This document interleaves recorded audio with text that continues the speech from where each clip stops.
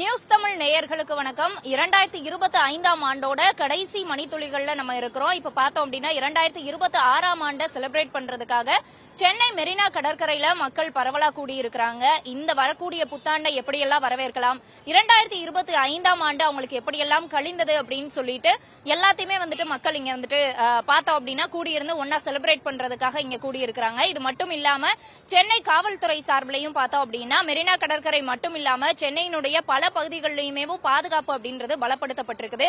சென்னை காவல் ஆணையர் உத்தரவிட்டதன் பேர்ல சென்னை முழுவதும் இன்னைக்கு இரவு 19,000 காவலர்கள், காவல் ஆளுநர்கள் பாதுகாப்பு பணியில ஈடுபட இருக்கிறாங்க. இது மட்டும் இல்லாம சுமார் 425 இடங்கள்ல வாகன ரோந்து பணி செயல்பட இருக்குது.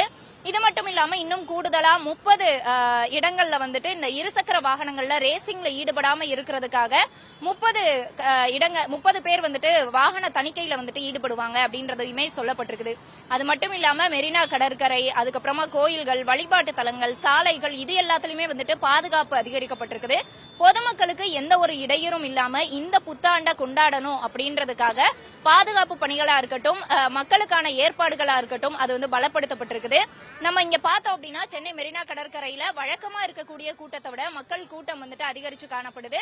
அது மட்டும் இல்லாம பாதுகாப்பும் ரொம்பவும் பலப்படுத்தப்பட்டிருக்குது. கடலுக்கு செல்லக்கூடிய மக்கள் எந்த ஒரு அசம்பாவிதமும் ஏற்படாம அவங்க கரை திரும்பணும் அப்படின்றதுக்காக கடலுக்குள்ள இன்னைக்கு யாரையும் அனுமதிக்கிறதா இல்ல.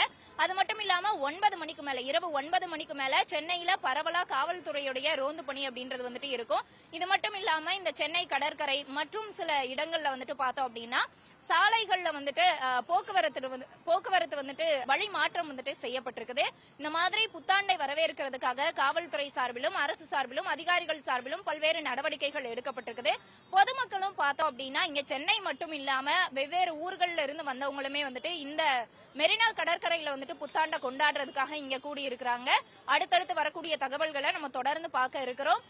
மக்கள் பார்த்தோம்னா எப்பவும் போல 2025 எப்படி கடந்து வந்தாங்க அப்படின்றத விட 2026 எப்படி நம்ம கொண்டாட இருக்கிறோம் அப்படின்றதுக்காக இங்க தங்களுடைய நண்பர்களோடையும் குடும்பத்தோடையும் நிறைய மக்கள் கூடியிருக்கிறாங்க.